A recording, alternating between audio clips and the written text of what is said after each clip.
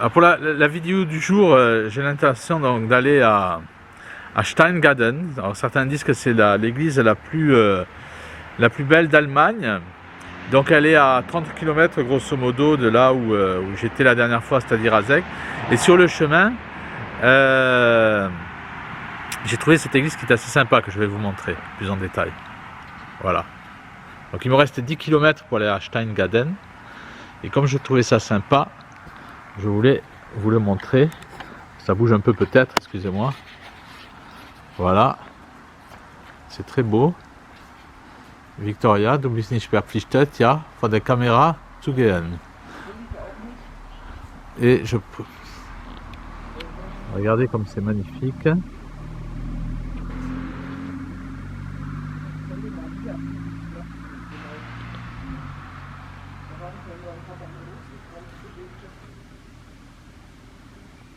Voilà, c'est toute la Bavière. Alors si vous venez ici l'été, il faut savoir que c'est pas du tout cher en plus.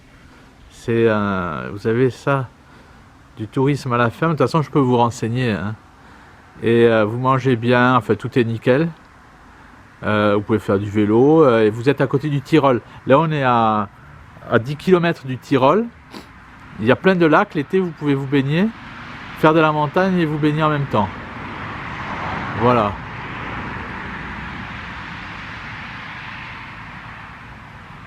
Donc je vous dis à tout à l'heure. On va maintenant à l'endroit que je vous ai proposé, à Steingaden. Alors nous voilà arrivés donc à Steingaden et c'est l'église de Sainte Maria Magdalena qui a été donc on va entrer hein, mais qui a été construite en 1147 et qui était une église donc de style roman au début. Et donc fondée en 1147 par le margrave Welf VI.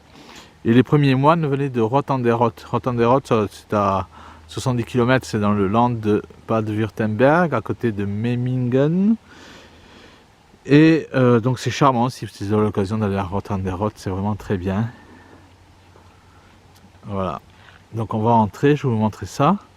Et il y a eu des travaux qui ont été faits en 1751. Qui ont transformé donc ce style roman en style, on va dire, baroque rococo. Voilà. Et le paysage aux alentours est somptueux. Je vais essayer de montrer. Voilà. Il y a un poney.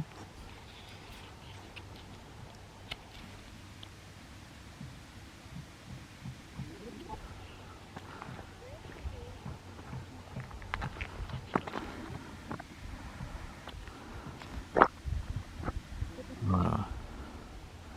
Excusez-moi, ça bouge un peu. Ça, c'est vraiment l'Allemagne profonde. L'Allemagne catholique. C'est vraiment magnifique. Voilà. Maison. Voilà, à 10 km du Tyrol. Donc maintenant, on va entrer dans l'église. Je vais vous montrer de quoi il s'agit.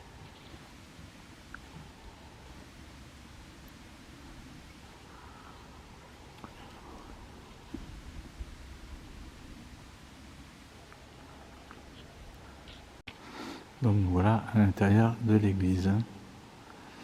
Donc on va quand même regarder ce qu'il y a latéralement. C'est quand même beau, hein, la civilisation européenne. Il n'y a pas à dire. Et tout ça c'est ouvert, hein, donc il n'y a pas de souci. On peut visiter, faire son chapelet, bien entendu. On est catho tradit. Voilà, ça c'est le confessionnal. On voit qu'il n'y a pas de balai parce qu'effectivement, dans l'église moderne, les confessionnaux servent de placard à balai.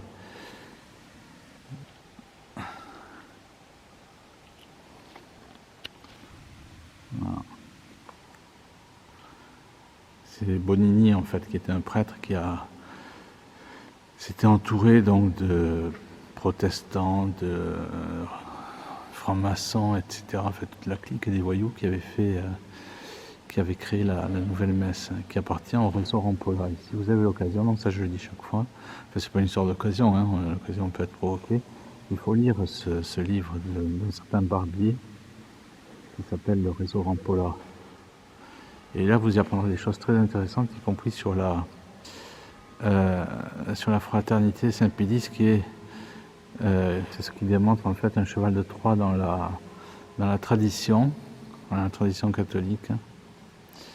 Ce sont des gens en fait qui ont un cheval de Troie dans la tradition, qui ont permis d'empêcher le sédévacantisme, on va dire, d'être plus important, et qui ont reconnu comme pape tous ces papes satanistes de Vatican II. Voilà. La chair. Alors, si vous venez en Allemagne aussi, si vous aimez les églises, si vous allez à Roth an der Roth, donc d'où provenaient les premiers moines au XIIe siècle, qui sont venus ici, donc 60 km plus... Non, 60 km, ça va faire 80 km. Il y a Otto Beuren, voilà, il faut visiter Otto Beuren. C'est un style rococo, c'est aussi immense. Voilà. Et là, il y a Otto Beuren, O-de-T-O-B-E-U-R-E-N.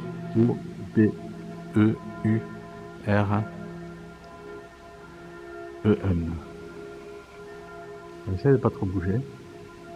L'orgue. Donc là, on est à 30 km de Zeg par rapport à la première visite. Il n'y a pas à dire, une telle beauté, on va dire que ça provient du miracle. Hein.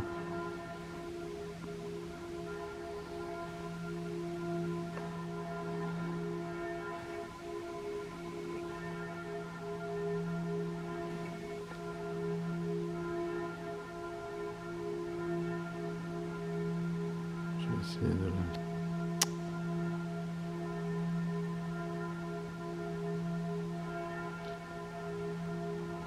Voilà.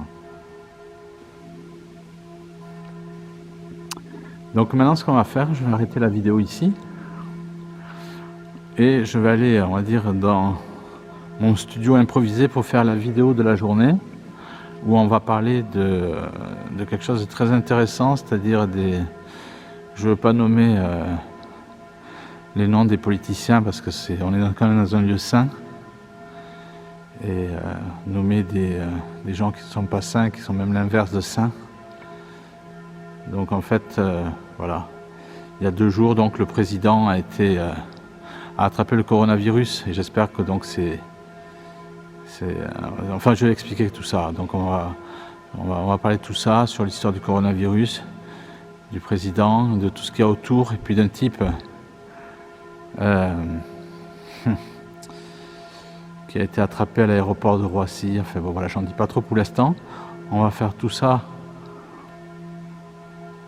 Voilà, c'est tout simplement magnifique. En tout cas, c'est pour dire une chose, c'est que le catholicisme n'est pas mort, tant dans l'histoire. On voit bien que dans les temps présents, à travers ce qui maintenant va se dérouler dans la politique contemporaine, on est en train d'entrer dans une nouvelle ère où,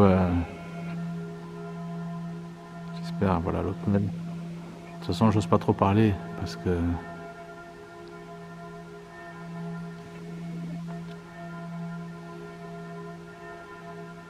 voilà, venez en Allemagne, venez dans l'Allgäu, c'est catho, vous mangez du porc, vous buvez de la bière, vous faites de la montagne, et puis quand vous descendez, vous allez vous baigner en famille dans un lac.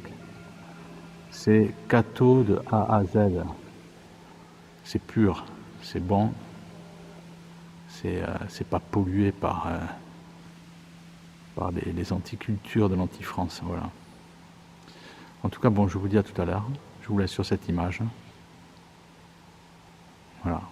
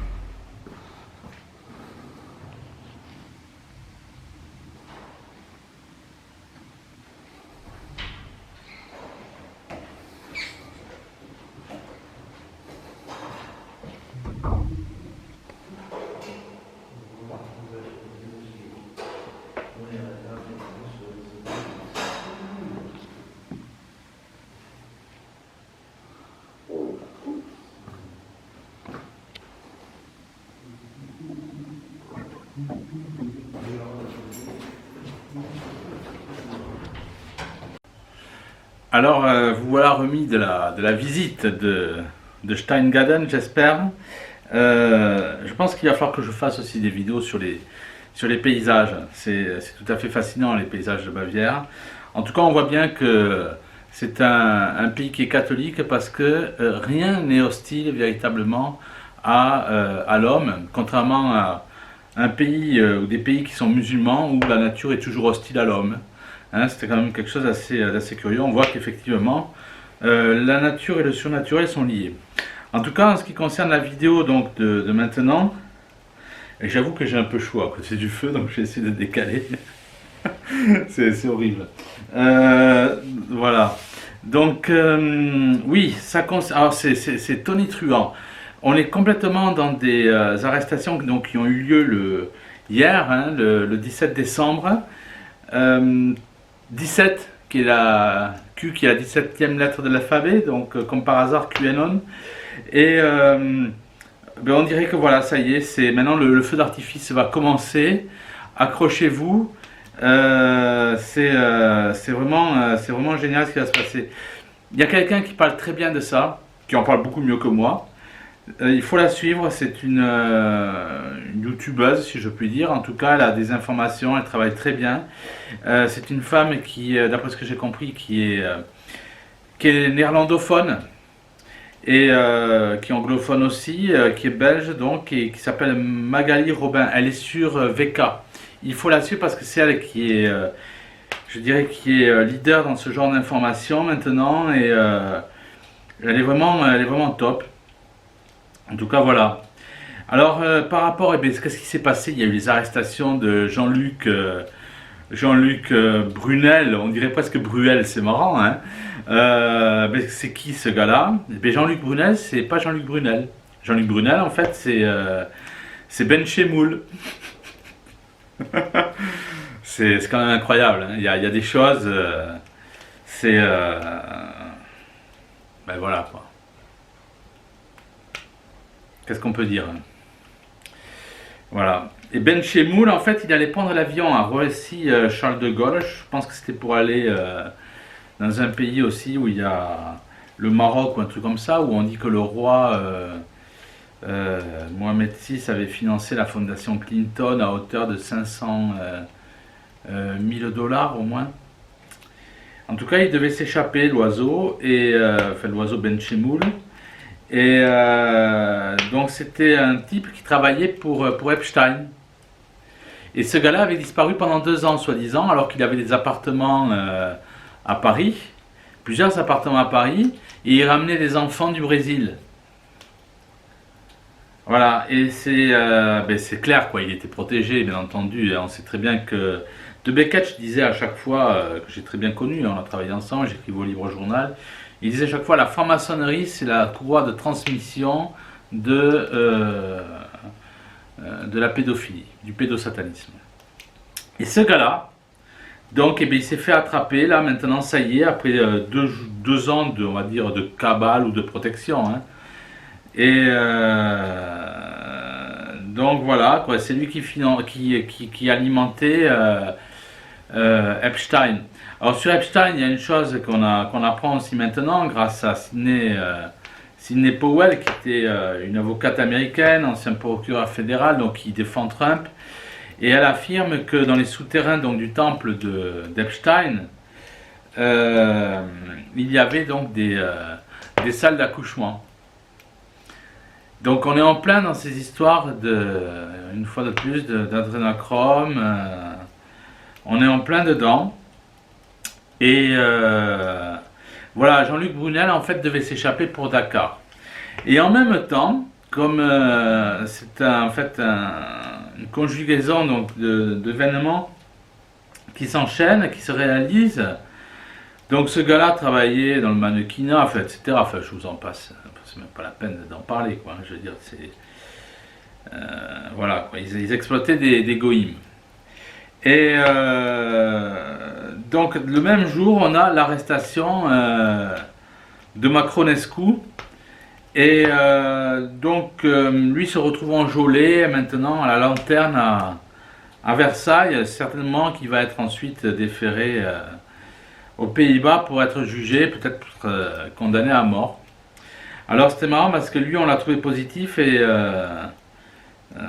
sa femme, la très vieille Brigitte, si je puis dire, parce que bon, enfin, est toujours testée négative. Donc visiblement, il y a des choses qui vont se passer. En tout cas, pour Macron, c'est sûr et certain. Je pense qu'elle va être aussi testée positive très bientôt.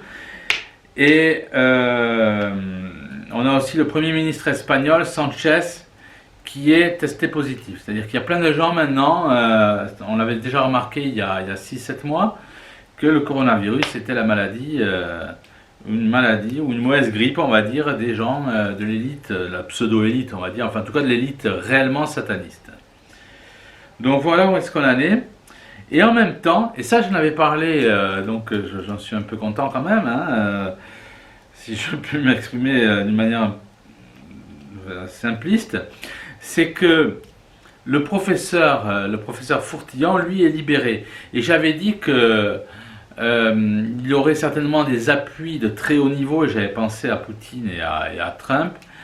Je pense que pour libérer un gars comme ça, qui voulait mettre devant les tribunaux l'Institut Pasteur, qui dénonce les vaccins, qui trouve effectivement un patch contre des maladies dégénératives ou autres, à très petit prix, il était hors de question qu'on le sorte, et ça n'allait pas être les lettres, malheureusement, des Français qui pouvaient y changer quelque chose. Donc je pense qu'il y a une intervention qui vient de très très très haut.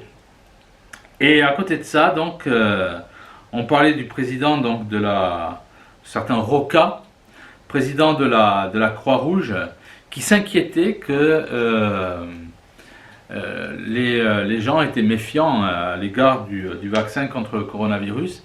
Et c'est une activité qu'on suit pas mal avec certains youtubeurs en Allemagne, donc je prends toujours les mêmes, Ayo Müller et Olivier Janich, donc, qui est un ancien journaliste du Spiegel. Et donc ça va ensemble, ils disent que les Autrichiens ne veulent pas se faire vacciner. Alors l'Autriche est assez rebelle, ça a toujours été comme ça. Il y a un petit côté traditionnel, on va dire une protection catholique. Pour rappeler une chose très intéressante, l'Autriche devait être communiste à la fin de la Seconde Guerre mondiale. Et, alors ça on ne le raconte pas, mais c'est une réalité.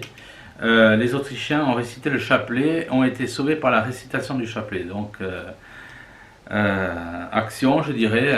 On voit bien que le chapelet, d'ailleurs c'est ce que demande la Sainte Vierge, doit être récité d'une manière journalière. Donc les Autrichiens ne veulent pas se faire vacciner. Et on pense que là, effectivement, Kurz, qui est présenté, enfin que les Allemands pensent qu'il est homosexuel, enfin, bon, etc.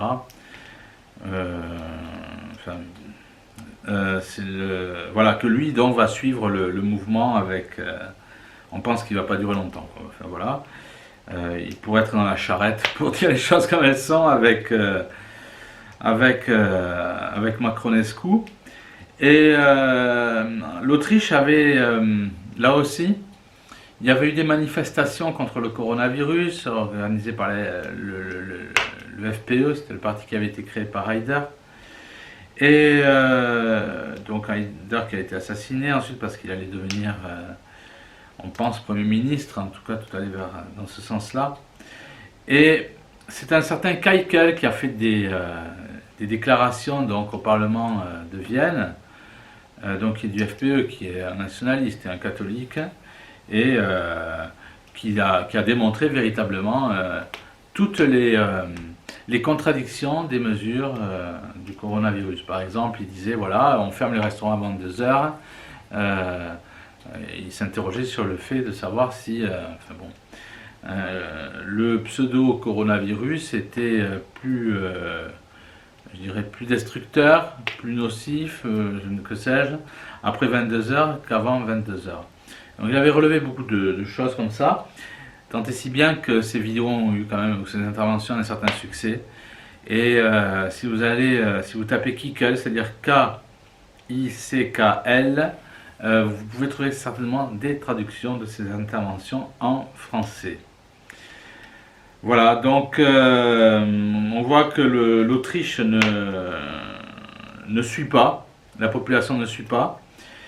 Et c'est aussi le syndicat de police qui avait dit à Kickel, le syndicat des policiers, qui avait dit nous ne sommes pas les esclaves du gouvernement. Donc on voit que ça se craque, enfin c'est même, maintenant on ne peut plus parler ça ne se craquelle plus maintenant, c'est, voilà. Trump avait promis un feu d'artifice pour Noël.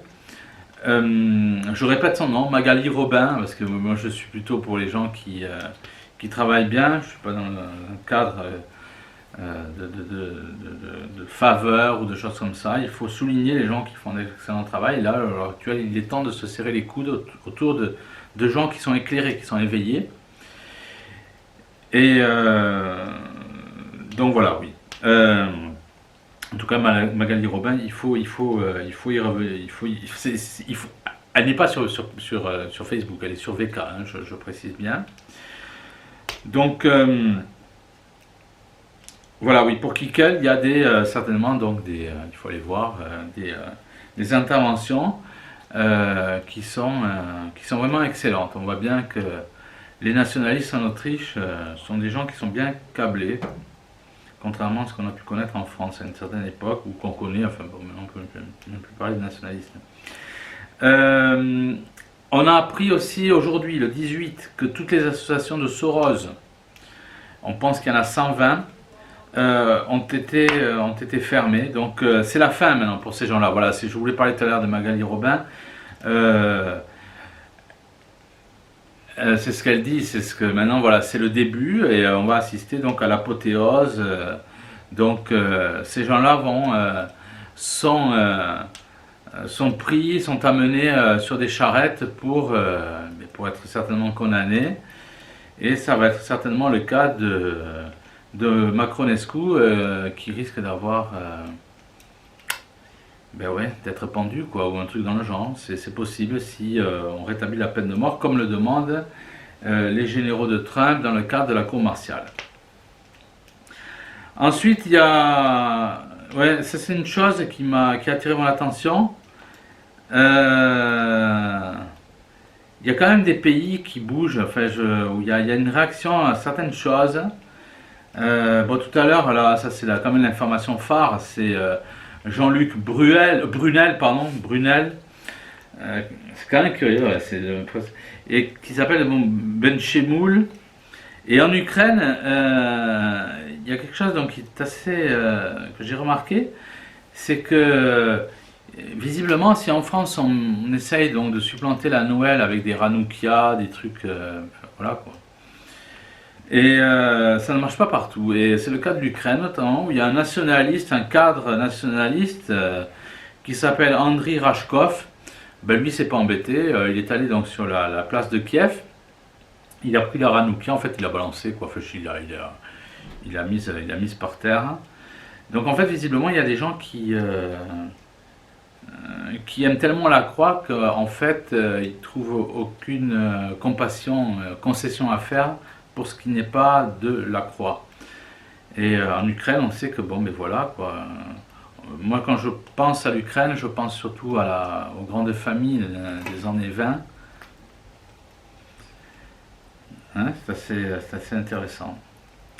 Ça me rappelle une histoire, cette histoire d'Andriy Rashkov. Je parlais précédemment de l'Autriche. Je parle souvent de Karl Weger. Karl Weger avait un prêtre qui était son, je sais pas, conseiller peut-être, mais Karl Weger, je le mentionne assez souvent. Donc c'était le maire de Vienne de 1895 à 1910. C'est le maire le plus populaire de Vienne 100 ans après sa mort. Et ce qui est intéressant, c'est qu'il avait donc un prêtre qui le suivait. Il avait une fâcheuse manie, c'est que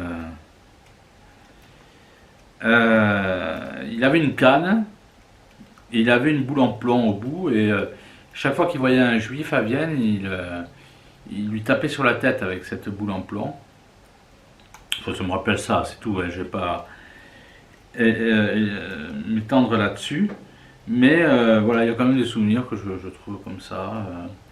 Dans ma mémoire, je fais comme ça des liens, Et puis voilà quoi. Donc, je sais pas, est-ce qu'il y a des gens qui trouvent ça complètement... Qu'est-ce qu'ils pensent du père Abel? Qu'est-ce qu'ils pensent d'Andriy Rachkov, nationaliste ukrainien, qui visiblement attrape de l'herpès quand il voit des ranoukias? Et qu'est-ce que pensent ces gens-là de Jean-Luc Brunel, alias Ben Chemoul. Voilà. Donc en fait, c'est voilà, je ne sais pas, qu'est-ce qu'il pense d'Epstein aussi. Euh, En conclusion, pour être bref, donc on voit que maintenant les choses vont s'accélérer, ça va aller très vite, et il y a des charrettes maintenant qui vont circuler effectivement dans les rues, et que tous ces gens qui sont des gens en fait des satanistes, hein, je pense que maintenant on va véritablement assister au feu d'artifice que Trump nous avait promis, véritablement. Et il va y avoir, je pense, de très grandes surprises et des ministres qui vont attraper le coronavirus et qu'on ne verra plus jamais. Voilà. En tout cas, je vous remercie pour votre attention et je vous dis à une prochaine vidéo et au revoir. Merci.